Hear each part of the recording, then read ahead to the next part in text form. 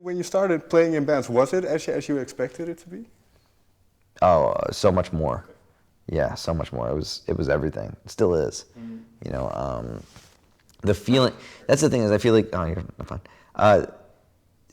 You have these two factions of people, right? Like some people want the stage, and they get up there and they're fine with just kind of like dabbling in it, or it's not for them. They walk away.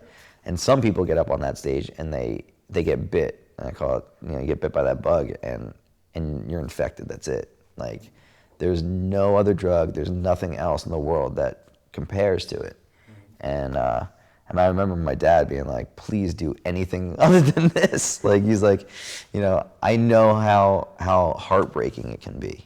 And I don't want that for you. And I was like, I know, but you know how heartbroken I would be if I don't try? Sure. And he got that. So here I am. Yeah, then it worked out. So yeah. But what I find interesting then, because, moving on to parachutes a little bit, you described it as music and the creativity is like a parachute for you. Mm-hmm. So was it the same back then? Did it function in the same way as it does now for you?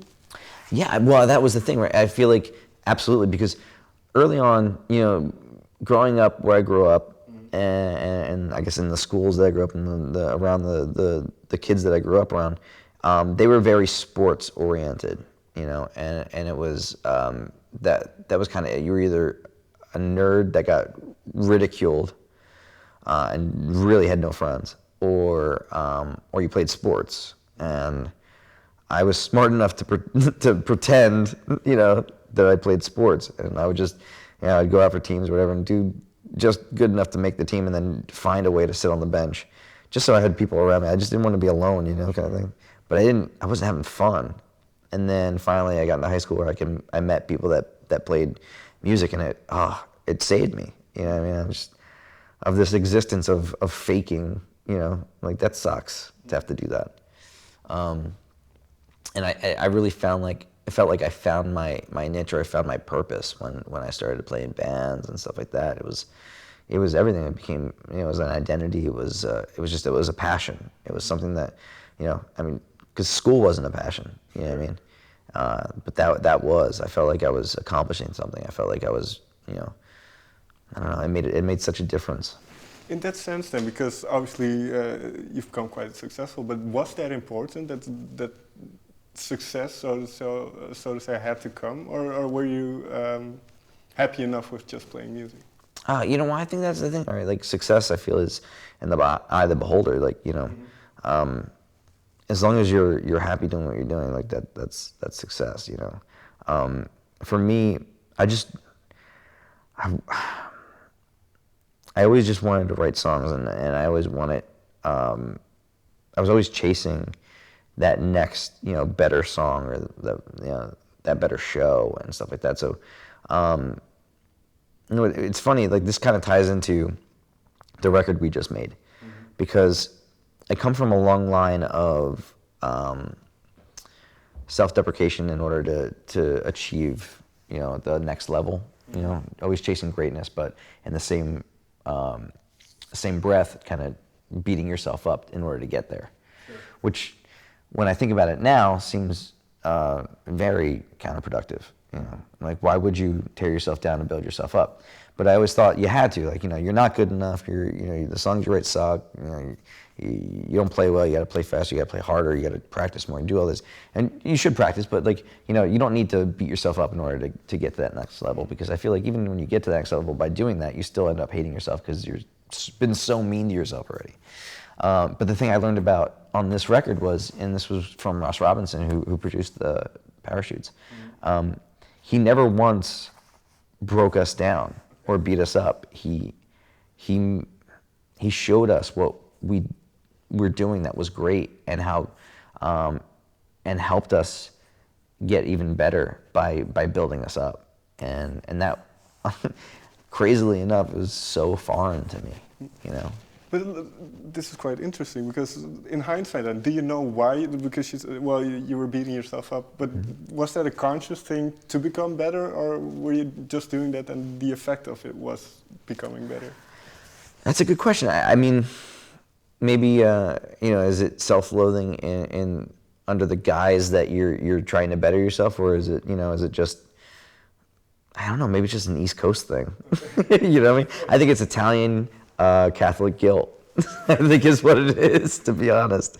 And that's I grew up with that. It also was one of those things where you felt like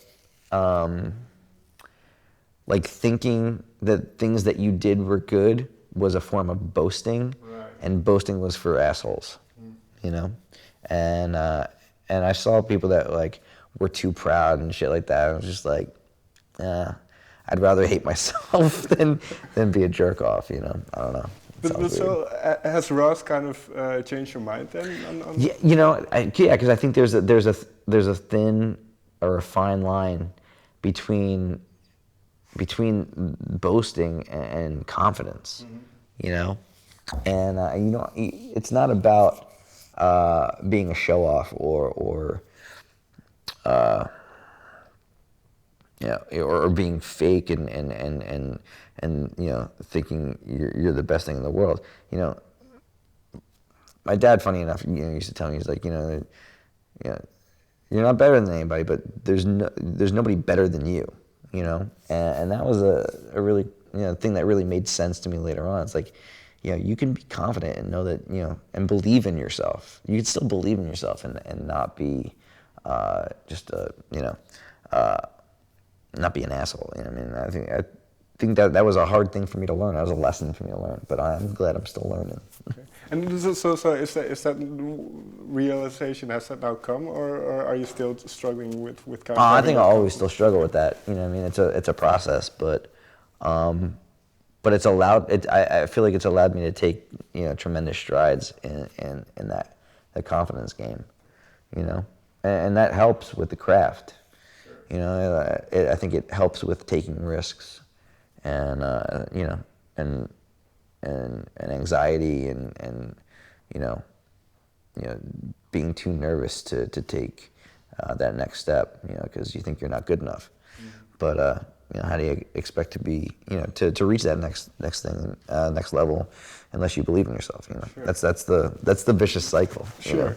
So if we take the record, then what have you done, or maybe a track, maybe just a bit of a track that you felt maybe you couldn't have done a couple of years ago before you had this?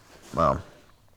Well, there's a song on the record called "The Resurrectionist," and that song is a song I've been trying to write for maybe close to 4 years, and it just